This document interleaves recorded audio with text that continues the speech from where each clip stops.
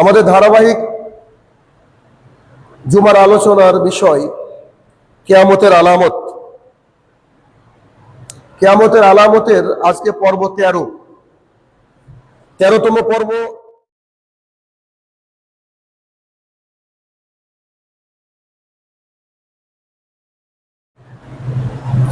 আলহামদুলিল্লাহি ওয়াহদা والصلاة والسلام على من لا نبي بعد أما بعد فإن خير الحديث كتاب الله وخير الهدي هدي محمد صلى الله عليه وسلم وشر الأمور محدثاتها وكل محدثة بدعة وكل بدعة ضلالة وكل ضلالة في النار فأعوذ بالله من الشيطان الرجيم يا أيها الذين آمنوا اتقوا الله حق تقاته ولا تموتن إلا وأنتم مسلمون. عن أبي هريرة رضي الله تعالى عنه قال قال رسول الله صلى الله عليه وسلم كل ما تدخلون الجنة إلا من أبى قيل يا رسول الله من أبى قال من أطاعني دخل الجنة ومن أساءني فقد أبى.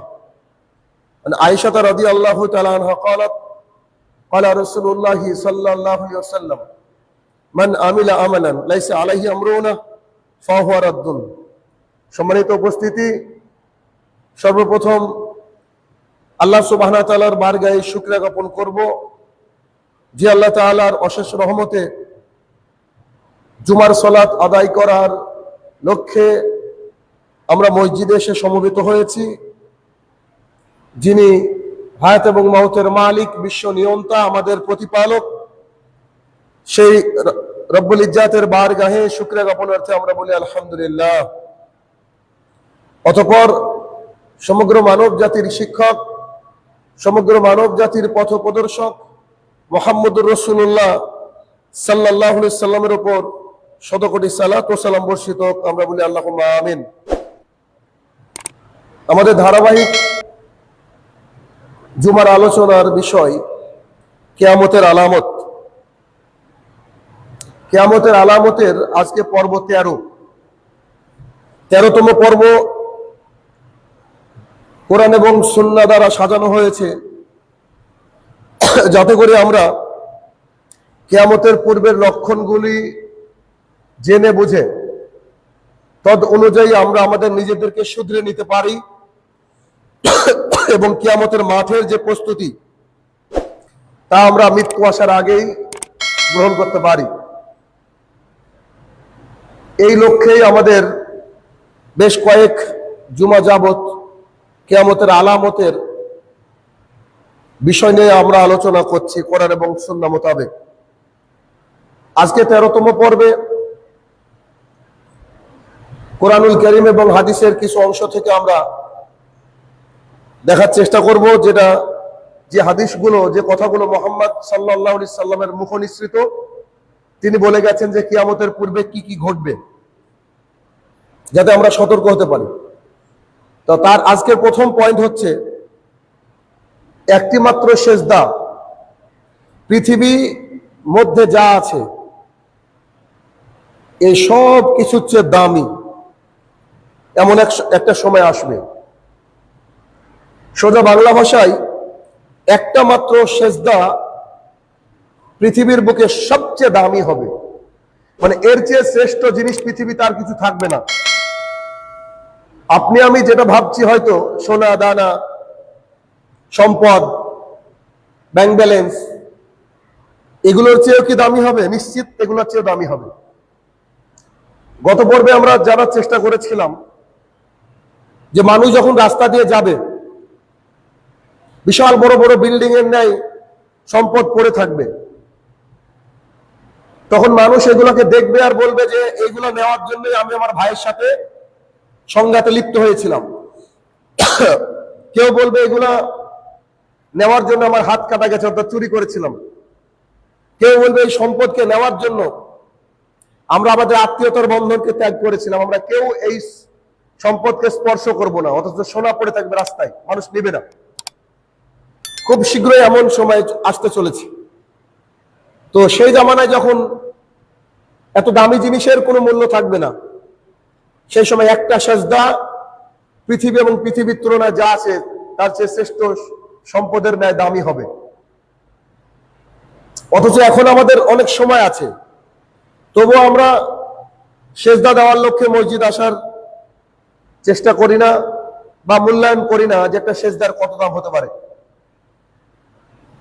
তো আমরা দেখব এই বিষয়টা হাদিসের মাধ্যমে যে একটা সিজদার দাম পৃথিবী এবং পৃথিবীর তুলনায় সর্বশ্রেষ্ঠ হবে বা এত শ্রেষ্ঠ এত দামি হবে কেন, কি কারণে বা কখন হবে এটা যদি দেখি আমরা আগে হাদিস যদি জানার চেষ্টা করি। হাদিসের বর্ণনা করে হচ্ছে আবু হুরায়রা রাদিয়াল্লাহু তাআলা আনহু। আবু হুরায়রা রাদিয়াল্লাহু তাআলা আনহু বলেন যে আমি রাসূলুল্লাহ সাল্লাল্লাহু আলাইহি সাল্লামকে বলতে শুনেছি। আবু হুরায়রা রাদিয়াল্লাহু তাআলা আনহু বলেন আমি রাসূল সাল্লাল্লাহু আলাইহি সাল্লামকে বলতে শুনেছি যে ওই সত্তার শপথ, মানে আল্লাহর কসম, যার হাতে আমার প্রাণ, মুহাম্মদ সাল্লাল্লাহু আলাইহি সাল্লাম বলছেন যার হাতে আমার প্রাণ, অচিরেই ঈসা ইবনে মারিয়াম আলাইহিস সালাতুস সালাম, মানে ঈসা আলাইহিস সালাতুস সালাম ন্যায়পরায়ণ শাসক রূপে তোমাদের মাঝে আবির্ভূত হবেন। ঈসা আলাইহিস সালাতুস সালাম, আল্লাহ সুবহানাহু ওয়া তাআলা যত নবী রাসূলদেরকে পাঠিয়েছেন আল্লাহর জমিনে, সবাইকে তিনি মৃত্যু দান করেছেন। শুধু ঈসা ইবনে মারিয়াম আলাইহিস সালাতুস সালামকে আল্লাহ সুবহানাহু ওয়া তাআলা তুলে নিয়েছেন তার কাছে। ঠিক সময় মতো আল্লাহ সুবহানাহু ওয়া তাআলা তাকে নামিয়ে দিলেন আল্লাহর জমিনে। আর রাসূলুল্লাহ সাল্লাল্লাহু আলাইহি ওয়াসাল্লাম বললেন যে আল্লাহর শপথ করে বলছি, আল্লাহর কসম করে বলছি, খুব শীঘ্রই, অচিরেই, তাড়াতাড়ি ঈসা ইবনে মারিয়াম আলাইহিস সালাতুস সালামকে তোমরা ন্যায় শাসক রূপে পাবে, ন্যায় বিচারক হিসেবে পাবে, যার মধ্যে নিয়ম নীতি থাকবে, কোরআন এবং সুন্নাহ মোতাবেক চলবে, তোমাদের মাঝে অবতীর্ণ হবে। আর তিনি ক্রুশকে ভেঙে দিবেন। তার নামে যে তহমত লাগানো হয় যে ক্রুশ, খ্রিস্ট, এই ক্রুশকে তিনি ভেঙে দিবেন। যত পৃথিবীতে শূকর আছে তা হত্যা করবেন। জিজিয়া কর মানে অমুসলমানদের কাছ থেকে যে মানে সামরিক কারণে, যুদ্ধের কারণে তাদের কাছ থেকে একটা কর নেওয়া হয়, সেই করের নাম হচ্ছে জিজিয়া কর। সেই জিজিয়া করকে তিনি বিলুপ্ত করে দেবেন, রহিত করে দেবেন, আর দরকার নেই। অমুসলমানরা কেন দিবে, তিনি বিলুপ্ত করে দিবেন। চারিদিকে ধন সম্পদের ছড়াছড়ি হবে, প্রচুর পরিমাণে ধন সম্পদ হবে। ঠিক তখন একটি মাত্র সেজদা সারা দুনিয়ার সমস্ত সম্পদের চেয়ে উত্তম হবে। হাদিসটা আরো একবার রিপিট করি। আবু হুরায়রা রাদিয়াল্লাহু তাআলা আনহু বলেন রাসূল সাল্লাল্লাহু আলাইহি সাল্লাম বলেছেন যে অচিরে, খুব শীঘ্রই ঈসা ইবনে মারিয়াম আলাইহিস সালাম তোমাদের মাঝে আসবে, আর তিনি হবেন ন্যায়পরায়ণ শাসক। তিনি ক্রুশকে ভেঙে দিবেন, পৃথিবীর শূকরকে হত্যা করবেন, তিনি ন্যায়পরায়ণতা কায়েম করবেন তার জামানায়। তিনি জিজিয়া যে কর, সেটাকে তিনি বিলুপ্ত করে দিবেন, রহিত করে দিবেন। এবং তার সময় সম্পদের ছড়াছড়ি হবে, মানে দুই হাতে তুলে সম্পদকে দান করা হবে, মানে টাকা গুনে ওই তোলা কেজি এসব হিসাব নাই, সোনা মানে হাতে হাতে তুলে দান করা হবে। এত সম্পদ হবে সেই সময়। সেই সময় একটা সেজদা হবে, পৃথিবী এবং পৃথিবীর মধ্যে যা আছে সবচেয়ে শ্রেষ্ঠ একটা সেজদার দাম সেদিন অতটা হবে। চিন্তা করা যায়, মানে একবার ভাবেন যেমন একটা সময় আসবে। আচ্ছা, এটা তো একেবারে সরল সোজা হাদিস, ব্যাখ্যা বিশ্লেষণ করার কিছু নেই। তবে একটু একটা কথা না বললে নয়। আল্লাহ সুবহানাহু ওয়া তাআলা ধন সম্পদের মালিক। তিনি চাইলে আপনাকে ধন সম্পদ দিতে পারেন, চাইলে আপনাকে ভিখারি করতে পারেন, তিনি চাইলে আপনাকে বিজয় দান করতে পারেন, তিনি চাইলে আপনাকে অপদস্থ করতে পারেন, তিনি চাইলে আপনাকে আমাকে সম্মান দিতে পারেন, তিনি চাইলে আপনাকে আমাকে বেইজ্জতি করতে পারেন। তো তিনি ধন সম্পদের মালিক। আর ঈসা ইবনে মারিয়াম আলাইহিস সালাম যখন আসবেন, তার সময় সম্পদের ছড়াছড়ি হবে। এর পেছনে কারণ কি? এর পেছনে কারণ আপনি এটা বলতে পারেন এমন করে যে ন্যায়পরায়ণতা যদি মানুষের মধ্যে ফিরে আসে, মানুষ যদি হকের পথে থাকে, মানুষ যদি আল্লাহ তাআলার গুণগান গায়, মানুষ যদি সালাতের জন্য মসজিদগুলোকে ভরিয়ে ফেলে, মানুষ যদি হক পথে চলে, কোরআন এবং সুন্নাহর পথে চলে, তাহলে আল্লাহ সুবহানাহু ওয়া তাআলা সম্পদ বাড়িয়ে দিবেন। তাহলে এখন সম্পদ নাই কেন? কারণ এখন হচ্ছে আমরা আল্লাহ সুবহানাহু ওয়া তাআলার বিধিবিধানকে তোয়াক্কা করি না। এখন আমরা আল্লাহ সুবহানাহু ওয়া তাআলার বিধিবিধানকে যতটুকু প্রয়োজন ততটুকু মানার চেষ্টা করি, বাকি আমার বিরুদ্ধে গেলেই সেটাকে বাতিল করে দিই। এখন আমাদের ইসলামটা প্রায় মসজিদের মধ্যে বন্দী, মসজিদ থেকে বাইরে গেলে আর ইসলামকে পাওয়া যায় না। তাহলে এমন অবস্থায় আল্লাহ সুবহানাহু ওয়া তাআলা কি করে সম্পদ দিবেন? বৈধ সম্পদ তো দিতে পারেন না। তো সেই সময় সম্পদকে বাড়িয়ে দেওয়া হবে, অঢেল সম্পদ হবে। আর তার জামানায় নামাজের দিকে মানুষের এতটা আগ্রহ হবে, সম্পদ উপার্জন করা না করা এগুলোর দিকে মানুষ তোয়াক্কা করবে না। আর আরেকটা গুরুত্বপূর্ণ পয়েন্ট দেখেন, ওই সময় একটা যুদ্ধ হবে। ওই সময় মানুষ ঈসা ইবনে মারিয়াম আলাইহিস সালামকে দেখে, তার ন্যায় পরায়ণতা দেখে তার দিকে ঝুঁকবেন। ইহুদি, খ্রিস্টান, হিন্দু, বৌদ্ধ সবাই ইসলাম গ্রহণ করবেন। ইসলাম গ্রহণ করার পর তাদের যে শুরুর গতি, সেই গতিটা থাকবে চরম লেভেলের। ঠিক আপনার আমার সাথে যদি একটু আমরা রিলেট করে বুঝতে পারবো, যখন আপনি আমি প্রথম ইসলাম বুঝেছিলাম, হক কোনটা বুঝেছিলাম, কোরআন এবং সুন্নাহ মোতাবেক আমল করা বুঝেছিলাম, সেই দিনের শুরুর দিকের আমল আর আজকের আমল দেখেন। আপনারা আমার কথা বলছেন, অন্য কারো কথা বলছি না। আকাশ পাতাল তফাৎ, আকাশ পাতাল তফাৎ। আপনি ইনকাম করতে গেলে আজ থেকে 5 বছর আগে যদি হেদায়েত পেয়ে থাকেন, সেদিন ভেবেছেন, আজকের ভাবেন না। আপনি সালাত আদায় করতে গিয়ে যদি এক ওয়াক্ত সালাত ছুটে গিয়েছে, আপনার চোখের কোণে পানি এসেছে, আজকে হয় না। তার মানে বোঝা যাচ্ছে যে যারা নতুন ইসলাম বুঝবে, তাদের মধ্যে সালাত আদায় করার, ইসলামের বিধিবিধান মানার প্রবণতা বেড়ে যাবে। ঈসা ইবনে মারিয়াম আলাইহিস সালামের জামানাটা ঠিক তেমনই হবে। মানুষ নতুন মুসলমান হবে, আর নতুন মুসলমান মনে করবে আমি কি না কি পেয়েছি। আসলেই তো কি না কি পাওয়া, আসলে তো কি না কি পাওয়া। ইসলাম যে কত বড় জীবন বিধান, এটা যদি আমরা বুঝতে পারতাম, আমরা হয়তো বোঝার চেষ্টা করি না। তো সেই সময় টাকা পয়সা, ধন দৌলত, এটা ডাজন্ট ম্যাটার, কিছু মনে হবে না মানুষের কাছে। মানুষের কাছে মনে হবে যে আমরা কি করি, সালাত আদায় করি। যে দেশে শরিয়া আইন আছে, খুব কম দেশে আছে পৃথিবীর, বা যে দেশে ইসলামের পথে মানুষ চলে, সেই দেশে গিয়ে দেখবেন তারা সালাতের আজান হয়ে গেলে দোকানগুলো বন্ধ করে দেয়। কেন? কারণ তারা জানে যে আল্লাহ তাআলা আমাকে ডাকছে, আল্লাহ যদি এতাত করে তো আল্লাহ আমাকে সম্পদ বাড়িয়ে দেবে। ওই সময়টুকু বিক্রি করলে আমার সম্পদ বেড়ে যাবে না, বরং সম্পদের ঘাটতি আসবে। এগুলাকে আমরা মূল্যায়ন করিনি। অতএব সেই সময় মানুষের মাঝে থাকবে না কোনো কৃপণতা, মানুষ হবে উদার, মানুষ শুধু সালাতের জন্য পাগল হয়ে থাকবে। একটা একটা সেজদা দুনিয়া এবং দুনিয়ার চেয়ে উত্তম হবে। অথচ আপনার আমার হাতে এখনো সময়, অনেক সময়, কিন্তু আমরা 5 ওয়াক্ত সালাত আদায় করতে আসারই সময় হয় না। সম্পদের পিছনে লেগে আছি, ক্যারিয়ারের পিছনে লেগে আছি, কি না কি এইসব নিয়ে লেগে আছি।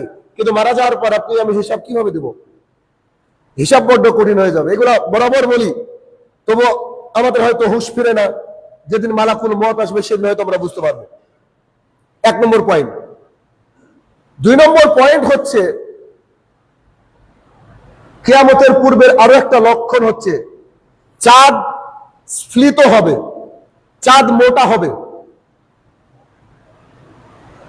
চাঁদ মোটা হবে, এটার দুটো অর্থ আছে বা দুটো অংশ আছে। খাস করে আজকে রাত্রিবেলা একটু চাঁদটা দেখবেন আপনারা। আজকে রাতে, আমি কালকে খেয়াল করেছি, দেখবেন এত বড় চাঁদ কোনোদিন দেখেন আমার মনে হয়, এটা খেয়াল করবেন। আর আরেকটা যেটা আমি হাদিস বলবো, দেখবেন হুবহু মিলে যাবে। কিয়ামতের পূর্বের লক্ষণে হাদিস শোনেন, একেবারে হুবহু মিলে যাবে। প্রত্যেক বছর আমরা এই ঘটনা ঘটাই, বা এটা আমাদের চোখের সামনে ঘটে। সেটা কি? দেখেন হাদিস। আবু হুরায়রা রাদিয়াল্লাহু তাআলা আনহু বলেন, রাসূল সাল্লাল্লাহু আলাইহি ওয়াসাল্লাম বলেছেন, চন্দ্র স্ফীত হওয়া, চাঁদ মোটা হওয়া, এটা হচ্ছে কিয়ামতের আলামতের অন্যতম একটা নিদর্শন। কিয়ামতের আলামতের অন্যতম একটা নিদর্শন। এবারের বাক্যটা শুনেন, মানুষ একদিনের চাঁদ দেখে বলবে, আরে এটা তো 2 দিনের চাঁদ, এটা আজকে চাঁদ না, এটা গতকালকে চাঁদ হবে, এটা তো 2 দিনের চাঁদ, এমনটাই বলতে থাকবে। এটা আপনাকে আমি হাদিস বললাম, তাবারানী হাদিস। এবার একটু আপনাকে নিয়ে যায় রমজান মাসে। দেখেন এবারও বলেছেন কি, যখনই আপনি আমি চাঁদ দেখতে দাঁড়াই, চাঁদ আমরা দেখি, 5 জন 10 জন মানুষ যখন পেছনে জড়ো হয়, দেখবেন মিনিমাম 5-6 জনের মুখ থেকে 2-3 জনের মুখ থেকে বেরোয়, আরে চাঁদ তো অনেক মোটা, এটা তো আজকের চাঁদ না, এটা কালকের চাঁদ। আসলে চাঁদটা সেদিনেরই, কিন্তু চাঁদটা মোটা হয়ে যাচ্ছে কেন? এটা যে কিয়ামতের আগের একটা লক্ষণ। আর মানুষ এভাবেই বলবে। এই হাদিস হয়তো অনেকে আজকে প্রথম শুনলেন, কিন্তু আপনি আপনার দাদা দিদা বা বাবার মুখ থেকে শুনে আসছেন বরাবর, দেখবেন চাঁদ দেখলেই তারা বলে না না এই চাঁদ আজকের না, এরা এত মোটা চাঁদ হয় আজকের চাঁদ। দেখবেন প্রত্যেক বছর প্রত্যেক মাসে তো আমরা খেয়াল করি না, আমাদের চাঁদ দেখায় তো রমাদান মাসটা সাধারণত, তখন কিন্তু আমরা এটাকে খেয়াল করি। দেখেন হাদিসটা মিলে গেল যে রাসূলুল্লাহ সাল্লাল্লাহু আলাইহি ওয়াসাল্লাম বলছেন কিয়ামতের পূর্বের অন্যতম একটা আলামত লক্ষণ হচ্ছে চাঁদ স্ফীত হয়ে যাবে, চাঁদ মোটা হয়ে যাবে, এমনি এমনি মোটা হচ্ছে, এটা আলামত কিয়ামতের।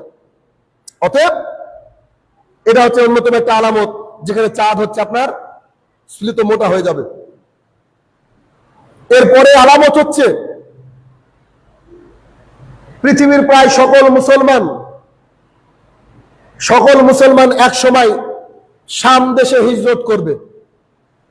যারা কিয়ামতের আগে বেঁচে থাকবে তারা, এমন একটা সময় আসবে মানুষের মাঝে সবাই শাম দেশে হিজরত করবে। শাম দেশ মানে বর্তমানে যে লেবানন, জর্ডান, আপনার ওই ফিলিস্তিন, মূল ফিলিস্তিন বললে বুঝতে পারবেন, ফিলিস্তিন সিরিয়া, মানে লেবানন, জর্ডান, ফিলিস্তিন, সিরিয়া, এই এলাকাটাকে ঘিরে যে জায়গা, এই চারি বেষ্টনী, এই বেষ্টনীকে মুহাম্মদ সাল্লাল্লাহু আলাইহি ওয়াসাল্লাম বলেছেন শাম। এই ভূমিকে তিনি শাম বলেছেন। আর এটা হচ্ছে ওহী নাজিলের স্থান, বহু নবী রাসূলদের স্থান ওই শাম। আর এই শামের ব্যাপারে অসংখ্য হাদিস এসেছে, প্রচুর হাদিস এসেছে শামের ব্যাপারে, এই শামকে ই করে। আর রাসূলুল্লাহ সাল্লাল্লাহু আলাইহি ওয়াসাল্লামের একটা কঠিন হাদিস রয়েছে এই বিষয়ে। তিনি বলেছেন শামবাসী যখন, মানে ফিলিস্তিন, জর্ডান, লেবাননের মানুষজন, শামবাসী যখন বিপদগামী হয়ে যাবে, যেদিন শামবাসীরা বিপদগামী হয়ে যাবে, সেদিন মনে রাখো তোমাদের মধ্যে আর কল্যাণ জীবিত থাকবে না। মানে তারা পথভ্রষ্ট হয়ে গেলে, তারা যদি বিপদগামী হয়ে যায়, তোমাদের মধ্যে আর কোনো কল্যাণ থাকবে না। তবে শুনে রাখো, আমার উম্মতের একদল লোক কিয়ামত পর্যন্ত বিজয় অবস্থায় থাকবে, তাদেরকে কেউ কোনো ক্ষতি করতে পারবে না। এবার গোটা পৃথিবীর যেখানে হোক না কেন থাকবেই থাকবে, যারা হক পথে থাকবে তাদের বিরুদ্ধে অনেক মানুষ থাকবে, কিন্তু তাদের কোনো ক্ষতি করতে পারবে না, নিশ্চিত থাকেন। অতএব হক পথে থাকেন, হাদিসকে মানেন, আপনার আমার ক্ষতি কেউ করতে পারবে না। যদি আমরা হকপন্থী হই, কোরআন এবং সুন্নাহ মোতাবেক চলি, পৃথিবীর কেউ নেই যে তাদের ক্ষতি করে। এটা রাসূল সাল্লাল্লাহু আলাইহি ওয়াসাল্লামের কথা। হাদিস শুনেন, আবু দারদা রাদিয়াল্লাহু তাআলা আনহু বলেন, রাসূল সাল্লাল্লাহু আলাইহি ওয়াসাল্লাম বলেছেন কিয়ামতের আগে এক মহাযুদ্ধ হবে, কিয়ামতের পূর্বে এক মহাযুদ্ধ হবে মুসলমানদের সাথে। মানে এই যুদ্ধটা হতে হতে, যখন যুদ্ধ হবে, যুদ্ধের জন্য একটা জায়গা থাকে, জায়গা করা হয় পরিচালনা করার জন্য, মেন সেন্টার করা হয়, প্রশাসনের বা প্রশাসনিক কেন্দ্র যেটাকে বলা হয়। মুসলমানদের মধ্যে যখন যুদ্ধ হবে, ঠিক তখন প্রশাসনিক ভবন বা প্রশাসনিক জায়গা হচ্ছে দামেস্ক, অর্থাৎ ওই মসজিদ আল আকসার পাশের অংশ, যেখানে দামেস্কের পাশে এটা গুতা, ওই জায়গাটার নাম হচ্ছে আল গুতা, এটা প্রদেশ। আল গুতা প্রদেশটা হবে কি প্রশাসনিক কেন্দ্র। দেখেন গোটা পৃথিবীর মুসলমান অমুসলমান সবাই লড়াই করছে ফিলিস্তিনের জন্য, ফিলিস্তিন নেওয়ার জন্য, বাইতুল মুকাদ্দাস দখল করার জন্য। কেন? ওদের ধর্মগ্রন্থে এরকম হাদিসের অংশ আছে, ওরাও মনে করে এটা পবিত্র ভূমি, এজন্য সবাই এরা লড়াই করছে আর লড়াই করতেই থাকবে। মুসনাদ আমাদের হাদিস 43 নম্বর হাদিস, মানে 43000 4300 নম্বর হাদিস বা 4300 নম্বর হাদিস। এটা মহাযুদ্ধ মানে কি? এই হাদিসে রাসূল সাল্লাল্লাহু আলাইহি ওয়াসাল্লাম বললেন মহাযুদ্ধ হবে। মহাযুদ্ধ মানে হচ্ছে মানে মুসলমানের শেষ যুদ্ধ হবে মুসলমান আর খ্রিস্টানদের মধ্যে, মুসলমান আর খ্রিস্টানদের মধ্যে। আর এই যুদ্ধে মুসলমানদেরকে আল্লাহ তাআলা বিজয় দান করবেন। মানে সর্বশেষ যুদ্ধটা পৃথিবীতে যেটা হবে, সেই যুদ্ধে আল্লাহ সুবহানাহু ওয়া তাআলা কি করবেন? মুসলমানদেরকে বিজয় দান করবেন। আর ওই দামেস্কের যে একটা শহর আল গুতা, যেটাকে বললাম, ওখানে হচ্ছে ইমাম মাহদীর আবির্ভাব ঘটবে। ওখানে ইমাম মাহদীর আবির্ভাব ঘটবে। আর ওখানে আবির্ভাব ঘটার পরেই আপনার আস্তে আস্তে দজ্জাল বেরিয়ে যাবে, ঈসা ইবনে মারইয়াম আলাইহিস সালাম আসবেন, তখন একজন এরকম কথা যখন বলছিলেন রাসূল সাল্লাল্লাহু আলাইহি ওয়াসাল্লাম, তখন একজন সাহাবী বললেন, আল্লাহ রাসূল সাল্লাল্লাহু আলাইহি ওয়াসাল্লাম, তখন যদি বেঁচে থাকি, আমি যদি বেঁচে থাকি তখন কি করব, আমাকে কোথায় আপনি হিজরতের জন্য বলছেন বলেন তো? তখন তিনি বললেন, তাহলে তুমি শাম দেশে হিজরত করো, ফিলিস্তিনের ওইদিকে তুমি হিজরত করো। অর্থাৎ ফিলিস্তিনের ওইদিকে রাসূলুল্লাহ সাল্লাল্লাহু আলাইহি ওয়াসাল্লাম বলেছেন কি, তোমরা হিজরত করো। আব্দুল্লাহ ইবনে ওমর রাদিয়াল্লাহু তাআলা আনহু বলেন, রাসূল সাল্লাল্লাহু আলাইহি ওয়াসাল্লাম বলেছেন যে এমন একটা সময় আসবে, এমন একটা যুগ আসবে যখন সব মুমিন মুসলমানরা শামে গিয়ে জড়ো হবে, শামে গিয়ে সমবেত হবে। ইবনে আবি শাইবার হাদিস। মানে মুসলমানরা শামে চলে যাবে। কেন? মানুষ নিরাপত্তা চাইবে, মানুষ হকপন্থী দলের সাথে থাকতে চাইবে। আর হকপন্থী দল, নিরাপত্তা, এটা মানে আপনি আমি যদি একটু যাচাই বাছাই করি তাহলে বুঝতে পারবো কোরআন এবং সুন্নাহর আলোকে। এই জন্য কিয়ামতের পূর্বের এই আলামতের মধ্যে এই বিষয়গুলোকে উল্লেখ করা হয়েছে। এর পরের আলামত হচ্ছে অনেকটা প্রায় আগের হাদিসের সাথে রিলেটেড। সেটা কি? মুসলমান আর খ্রিস্টানদের মধ্যে মহাযুদ্ধ হবে। এবং কি যুদ্ধ হবে? কনস্টান্টিনোপল নাম শুনেছেন, ইতিহাস যারা পড়েছেন, কনস্টান্টিনোপল বিজয় লাভ হবে। দেখেন, ইতিহাস আমরা পড়েছি, সেটা ভবিষ্যৎবাণী আমরা কোরআন এবং সুন্নাহ থেকে পাচ্ছি। এগুলো আমাদের জানা দরকার আছে। খ্রিস্টান আর মুসলমানদের মধ্যে যে মহাযুদ্ধ হবে, ইতিহাসে অনেক যুদ্ধের কথা উল্লেখ আছে, আবারও হবে। তো কখনো কখনো শান্তি চুক্তির মাধ্যমে হবে, কখনো কখনো আবার সমঝোতা হবে, কখনো কোনো চুক্তি হবে, কখনো আবার যুদ্ধ হবে। এরকম করে চলতেই থাকবে খ্রিস্টান আর মুসলমানদের মধ্যে যুদ্ধ। তো চলতে চলতে শেষের দিকে এসে মুসলমান আর খ্রিস্টানদের মধ্যে বিশাল বড় একটা যুদ্ধ হবে। ওই যুদ্ধে অনেকগুলা খ্রিস্টানরা মুসলমান হয়ে যাবে, তারপরে সবাই একসাথে গিয়ে, সমস্ত মুসলমানরা গিয়ে কনস্টান্টিনোপলকে কি করবে? বিজয় লাভ করবে, মানে মুসলমানদের হাতে চলে আসবে। এমন একটা সময় হবে যখন কনস্টান্টিনোপল বিজয় হয়ে গেল, তখন হাতে আসার সাথে সাথে ঘোষণা হয়ে যাবে দাজ্জাল বের হয়ে গেছে, তখনই দাজ্জাল বের হয়ে যাবে। তাহলে কিভাবে আলামত গুলোকে বলা হয়েছে বলেন তো? মনে হচ্ছেন যে তিনি এবার দেখে দেখে বলছেন, সব লেখা রয়েছে পর পর পর পর, এটার পরে এটা, এটার পরে এটা, এটার পরে এটা ঘটবে। একেবারে কতটা মানে স্পষ্ট হাদিস, একেবারে ক্লিয়ার কাট। চিন্তা করেন। আচ্ছা, মুআয ইবনে জাবাল রাদিয়াল্লাহু তাআলা আনহু বলেন, রাসূল সাল্লাল্লাহু আলাইহি ওয়াসাল্লাম বলেছেন, জেরুজালেম জনবসতিপূর্ণ হবে। কনস্টান্টিনোপলের এরিয়া, এলাকা জেরুজালেম এতটাই জনবসতিপূর্ণ হবে যে মদিনা অনাবাদ হয়ে যাবে, মদিনাতে লোক থাকবে না। মানে ভাবতেও তো কেমন লাগছে কথাটা, মদিনা অনাবাদ হয়ে যাবে। আর যখনই মদিনা অনাবাদ হয়ে যাবে, মদিনায় মানুষ কমে যাবে, তখনই তোমরা মহাযুদ্ধের সূচনা হবে, মনে রেখো। আর কি? মহাযুদ্ধের মাধ্যমেই সূচিত হবে কনস্টান্টিনোপল বিজয় লাভ হবে। আর বিজয়ের পরে দাজ্জালকে ছেড়ে দেওয়া হবে বা দাজ্জাল আবির্ভূত হবে। আবু দাউদের হাদিস 4296 নম্বর হাদিস। এই হাদিসে কয়েকটা কথা গেছে। এক, জেরুজালেম জনবসতিপূর্ণ হবে। জেরুজালেমে এখনো অত লোকজন বসবাস করে না, খুব ঘনবসতিপূর্ণ হয়ে যাবে। দুই, মদিনাতে থেকে মানুষ আস্তে আস্তে কেটে পড়বে, থাকবে না মদিনাতে, মানুষ অনাবাদ হয়ে যাবে মদিনা। তিন, যখন এই দুটো ঘটবে তখন একটা মহাযুদ্ধ হবে খ্রিস্টান আর মুসলমানদের মধ্যে। চার, যুদ্ধ হওয়ার সাথে সাথে কনস্টান্টিনোপল বিজয় হবে। পাঁচ, বিজয় হওয়ার সাথে সাথেই দাজ্জালের আগমন ঘটবে। একেবারে কাট অ্যান্ড ক্লিয়ার। কত সুন্দর স্পষ্ট কথা। চিন্তা করেন, নবী করিম সাল্লাল্লাহু আলাইহি ওয়াসাল্লাম বলেছেন, তোমাদের মাঝে রোমানদের সাথে একটা শান্তি চুক্তি হবে। বলে দিচ্ছে রোমানদের সাথে শান্তি চুক্তি হবে। এরপর তোমরা আর খ্রিস্টানরা একসাথে মানে একজোট হয়ে তোমরা যুদ্ধ করবে শত্রুর বিরুদ্ধে। শত্রুর বিরুদ্ধে যুদ্ধ করার পরে সেখানে তোমরা বিজয়ী হবে, প্রচুর গনিমতের মাল পাবে, প্রচুর গনিমত মাল পাবে। এমত অবস্থায় যখন গনিমতের মালকে বন্টন করা হবে, ঠিক এমত অবস্থায় একজন খ্রিস্টান পাদ্রী, মানে এরা কিন্তু চুক্তি করেছে। দেখেন, এরা আসলেই বেঈমান জাতি, ইহুদি খ্রিস্টান হচ্ছে বেঈমান জাতি। এরা এরা চুক্তি করলো, যুদ্ধ করলো মুসলমানের সাথে, যে যখন গনিমতের মালকে বন্টন করা হচ্ছে তখন একজন খ্রিস্টান কি করবে, ওই একটা টিলা বা পাহাড়ের উপরে উঠবে, তার হাতে থাকবে ক্রুশ, সেই ক্রুশটাকে তুলে বলবে যে ক্রুশের বিজয় হয়েছে, মানে খ্রিস্টানরা জিতে গেছে। অথচ মুসলমানদের বিজয়, এটা খ্রিস্টানরা জিতে গেছে এই মর্মে ঘোষণা করতে থাকবে। যখনই ঘোষণা হবে ঠিক এমন অবস্থায় একজন মুসলমান রাগ করে তার ক্রুশটাকে ভেঙে দিবে, তখন খ্রিস্টানরা আবার চুক্তি ভঙ্গ করে ফেলবে তাদের সাথে, দিয়ে আবার যুদ্ধে লিপ্ত হয়ে যাবে, তখন হবে মহাযুদ্ধ। তাহলে দেখেন কতটা মানে একেবারে ক্লিয়ার কাট। তখন আর কিছু কারণে মুসলমানরা অস্ত্র বের করে তাদের বিরুদ্ধে করবে, যুদ্ধ করবে।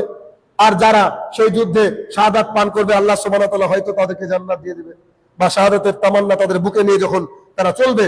এই বিষয়ে অনেক অনেক লম্বা লম্বা হাদিস আছে, অত অ্যাকচুয়ালি বর্ণনা করা সম্ভব নয়।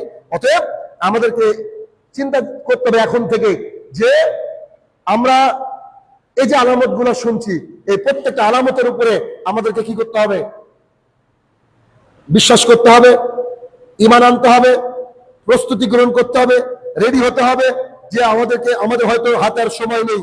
আর আমাদের হাতে সময় নেই মানে খুবই দ্রুত হয়তো আমাদের এখান থেকে মানে মানে যে কোনো মুহূর্তে কিয়ামত সংঘটিত হয়ে যেতে পারে। ঠিক সেই মুহূর্তে আমরা কি স্ট্যান্ড নিব, আমাদের অবস্থা কি হবে, এই বিষয়গুলো আমাদের এই কোরআন এবং সুন্নাহ থেকে শেখার চেষ্টা করতে হবে। আল্লাহ সুবহানাহু ওয়া তাআলা আমাদেরকে সেই তৌফিক আতা করুক। আল্লাহুম্মা আমিন।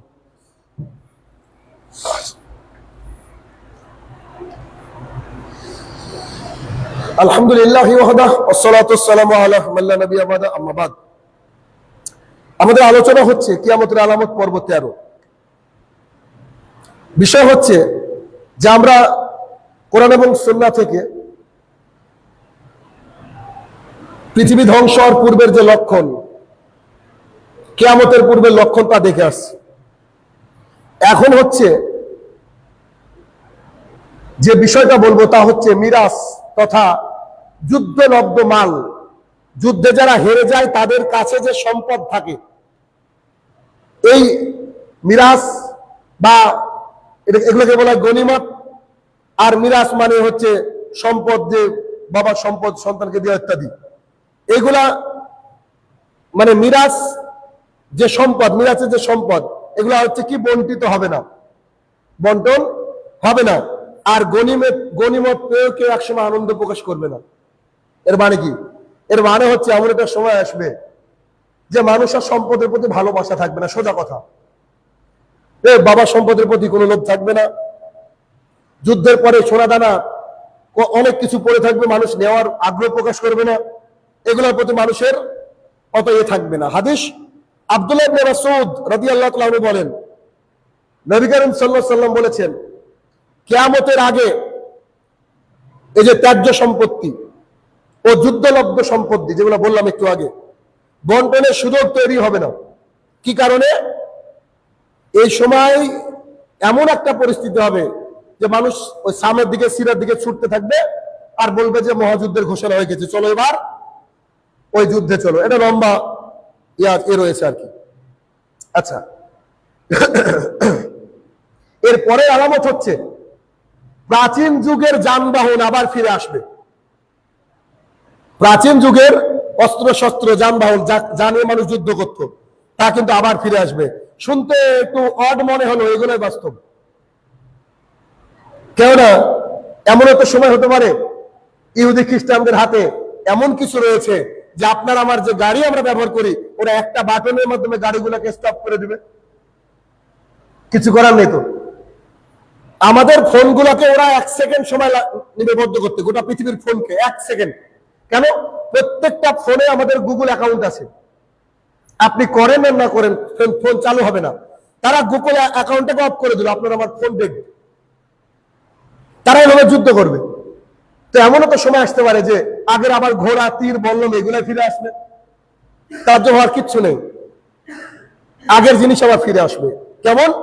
মুসলিম বাহিনীরা যখন যুদ্ধ করে, ওই যে আগের হাদিস, লম্বা হাদিসটা বললাম না, যুদ্ধ করে ক্লান্ত হয়ে যাবে, সবাইকে হারিয়ে দিয়েছে, প্রচুর গনিমত পড়ে আছে, এমন সময় হঠাৎ করে একজন ঘোষণা দিবে যে দাজ্জাল এসেছে, তোমাদের স্ত্রীদেরকে আক্রমণ করছে, স্ত্রী সন্তানদেরকে বাড়িতে রেখে এসেছো, এখানে যুদ্ধ করছো, তোমরা তাড়াতাড়ি বেরিয়ে যাও, দাজ্জাল চলে এসেছে। এ কথা শোনা মাত্রই মানুষ কি করবে? সব সম্পদকে ফেলে থুয়ে বাড়ির দিকে যাত্রা করবে। এরপর খোঁজ খবর নেওয়ার পরে 10 জন অশ্বারোহী ঘোড় চালক, 10 জন অশ্বারোহীকে তারা বলবে যে যাও তোমরা গিয়ে খোঁজ নিয়ে আসো তো আমাদের বাড়িতে, আমাদের এলাকায় অ্যাকচুয়ালি দাজ্জাল এসেছে কিনা। এতদূর ঠিক আছে হাদিস। তারপরে অংশ শুনেন, সুবহানাল্লাহি বিহামদিহি। তারপরে অংশ শুনেন, রাসূল সাল্লাল্লাহু আলাইহি ওয়াসাল্লাম বলছেন যেই 10 জন লোককে, মানে আপনি কল্পনা করতে পারছেন, একটা হাদিস যদি আপনি ভাবেন শুধু সারা জীবন পড়াশোনা করে শেষ হবে না। আর রাসূল সাল্লাল্লাহু আলাইহি ওয়াসাল্লাম যে কি ছিলেন, আপনি আমি পিএইচডি কেন 100টা পিএইচডি করলেও শেষ করা সম্ভব নয়। আচ্ছা, তার আগে বলি দাজ্জাল কখন আসবে? কিয়ামতের আগে। কখন? মহাযুদ্ধের পর। রাসূল সাল্লাল্লাহু আলাইহি ওয়াসাল্লাম তো কবরে, তিনি তো মারা গেছেন। ঠিক আছে, এতদূর বললেন দাজ্জাল আসবে, এতদূর ঠিক আছে। তা দাজ্জাল তো এখনো আসেনি, এ কথা সত্য। রাসূল সাল্লাল্লাহু আলাইহি ওয়াসাল্লাম বলছেন যেই 10 জন লোককে ঘোড়ায় করে পাঠিয়ে দেওয়া হবে, যে 10 জন লোককে ঘোড়ায় করে পাঠিয়ে দেওয়া হবে, সেই 10 জন লোকের নাম, তাদের পিতার নাম এবং তাদের কে কোন কালারের ঘোড়ায় চড়ে যাবে, আমি মুহাম্মদ সাল্লাল্লাহু আলাইহি ওয়াসাল্লাম তাও জানি। সুবহানাল্লাহ। কল্পনা করতে পারছেন কবে দাজ্জাল আসবে, সেই খোঁজ খবর নিতে কে যাবে, সেই লোকটার নাম আল্লাহ রাসূল সাল্লাল্লাহু আলাইহি ওয়াসাল্লাম জানেন, সেই লোকটার বাবার নাম মুহাম্মদ সাল্লাল্লাহু আলাইহি ওয়াসাল্লাম জানেন, সে কে কোন ঘোড়ায় চড়ে যাবে তা জানেন। এবং তিনি বলছেন যে তারা হবে সেই জামানার সর্বশ্রেষ্ঠ ঘোড়সওয়ার। তার মানে কি দাজ্জাল আসেনি, তার মানে এখনো মানুষ ঘোড়ায় চড়ার প্রবণতা রাখে, তার মানে ঘোড়ায় চড়বে এক সময় মানুষ। আচ্ছা, আরেকটা কথা বলি, কেন ঘোড়ায় চড়ার দরকার হবে? যুদ্ধ হলে আকাশপথকে বন্ধ করে দেওয়া হয়, যুদ্ধ হলে নদীপথ দিয়ে নৌকা লাগে বা নানান ব্যাপার থেকে খাল বিল, তখন কিন্তু ঘোড়া চলে। দেখেন, ঘোড়া কিন্তু একটা নর্মাল যে কোনো রাস্তা দিয়ে চলে যেতে পারে। আর আপনার রেলের উপর দিয়ে চলবে, গাড়ির রাস্তায় চলবে, কিন্তু ঘোড়া যে কোনো জায়গায় দিয়ে যেতে পারে। রাসূল সাল্লাল্লাহু আলাইহি ওয়াসাল্লাম এই যে কথা বললেন, আর এটা মুসলিম শরীফের হাদিস, ৭৪৬৩ নম্বর হাদিস, এই কথা তিনি বললেন, তার হবে সর্বশ্রেষ্ঠ ঘোড়সওয়ার, সর্বশ্রেষ্ঠ সন্তান জাতির। তাহলে পরিস্থিতির কথা একবার খেয়াল করেন, এমন হবে পরিস্থিতি। আর একটা অংশ বলবো, আর তা হচ্ছে খুবই খারাপ একটা সংবাদ বা খারাপ কথা, শুনেও খারাপ লাগবে, তারপরেও যে বাইতুল মুকাদ্দাসের আশেপাশে জনবসতি বৃদ্ধি পাবে আর মদিনা উজাড় হয়ে যাবে, একেবারে উজাড় হয়ে যাবে মদিনা। কেমন? মুয়াজ ইবনে জাবাল রাদিয়াল্লাহু তাআলা আনহু বলেন, রাসূল সাল্লাল্লাহু আলাইহি ওয়াসাল্লাম বলেছেন জেরুজালেম জনবসতিপূর্ণ হয়ে যাবে আর মদিনা অনাবাদ হয়ে যাবে। তারপরে মহাযুদ্ধের সূচনা হবে, একই হাদিস। মহাযুদ্ধের পরে কনস্টান্টিনোপল বিজয় হবে, আর বিজয়ের পরে কার আত্মপ্রকাশ হবে? দাজ্জালের। এটা তো আমরা শুনলাম, একই হাদিস। রাসূলুল্লাহ সাল্লাল্লাহু আলাইহি ওয়াসাল্লাম বলছেন যে, হাদিস শুনি, আবু হুরায়রা রাদিয়াল্লাহু তাআলা আনহু বলেন, রাসূল সাল্লাল্লাহু আলাইহি ওয়াসাল্লাম বলেছেন যে বসবাসের উপযোগী হওয়া সত্ত্বেও মানুষ মদিনাকে ছেড়ে দিবে। মদিনাকে সোনার শহর বলা হয়। সৌদি আরবের যত জায়গায় ঘুরেন না কেন, যদি আল্লাহ কোনোদিন নিয়ে যায়, দেখবেন মদিনার মতো পিসফুল, শান্তির জায়গা, আরামের জায়গা আমি তো অন্তত দেখিনি। আমি যেখানে যেখানে গেছি আজ পর্যন্ত এত ভালো লাগে, এমনি মনটা ভালো হয়ে যায় মদিনায়, এত সুন্দর জায়গা। এটা সবাই বলে, জিজ্ঞাসা করবেন। তো ওই মদিনা বাসযোগ্য থাকার পরেও মানুষ মদিনা ছেড়ে চলে যাবে, এমন হয়ে যাবে যে মদিনার মসজিদে গিয়ে কুকুর এবং চিতাবাঘগুলি মিম্বারে গিয়ে প্রস্রাব করবে, মানে মানুষ আর থাকবে না মদিনায়। এটা রাসূল সাল্লাল্লাহু আলাইহি ওয়াসাল্লামের ভবিষ্যৎবাণী, মুয়াত্তা মালিকের হাদিস, যে কুকুর কি করবে? পেশাব করবে মসজিদের মধ্যে ঢুকে। সাহাবায়ে কেরাম বলছেন, আল্লাহর রাসূল বলেন কি, আমাদের মদিনায়, এই মদিনায় এটা ঘটবে? তো মদিনার ফল ফ্রুট, এই এত সুন্দর, মানে মদিনার বুকে তো খেজুরের দাম, মানে কোটি কোটি টাকার মানুষ খেজুর বিক্রি করে, মিলিয়ন মিলিয়ন টাকা। তো তো ফল ফলাদি এগুলা কি হবে? তো বলছে এগুলা হচ্ছে ওই বনের পশু পাখিগুলো খেয়ে ফেলবে, এমন একটা পজিশনে আসবে। যদিও পরের সপ্তাহে একটা হাদিস শুনবো, তার আগে একটা অংশ বলে দিই যে এই শব্দটা শুনতে খারাপ লাগলেও এটাই বাস্তব। তবে আল্লাহ সুবহানাহু ওয়া তাআলা মদিনা থেকে মুনাফিক এদেরকে বের করে দেবেন আস্তে আস্তে, ভালো লোকগুলোকে রাখবেন। তারপরে একসময় আস্তে আস্তে কিয়ামতের মাঠ যখন সংগঠিত হবে, তার আগে তো মানুষ সামের দিকে চলে যাবে, কারণ আল্লাহ রাসূল সাল্লাল্লাহু আলাইহি ওয়াসাল্লাম হিজরত করতে বলেছেন। ইমানদাররা তো ওদিকে চলে যাবেন, ওখানেই তখন বিখ্যাত জায়গা হয়ে যাবে, ওখানেই তখন কিয়ামতের মাঠ সংগঠিত হয়ে যাবে। আল্লাহ সুবহানাহু ওয়া তাআলা আমাদেরকে কোরআন এবং সুন্নাহ অনুযায়ী যে কথাগুলো শুনলাম, এই কথাগুলোর উপরে আমল করতো, আমরা যেন আমাদের কোরআন এবং সুন্নাহ মোতাবেক আমাদের জীবনকে, আমাদের পরিবারকে পরিচালনা করতে পারি। আল্লাহ তুমি সেই তৌফিক আদা করো, আল্লাহুম্মা আমিন। আমার প্রতিপালক, আমাদের মধ্যে যারা কবরে শায়িত জানি না কি হালে রয়েছে, তারা যদি ক্ষমার যোগ্য হয়, আল্লাহ তুমি তাদেরকে ক্ষমা দান করো, আল্লাহুম্মা আমিন। আমার প্রতিপালক, যারা এখনো হারামের সাথে যুক্ত আছে, হারাম থেকে যেন হালাল পথে ফিরতে পারে, আল্লাহ তুমি সেই তৌফিক আদা করো, আল্লাহুম্মা আমিন।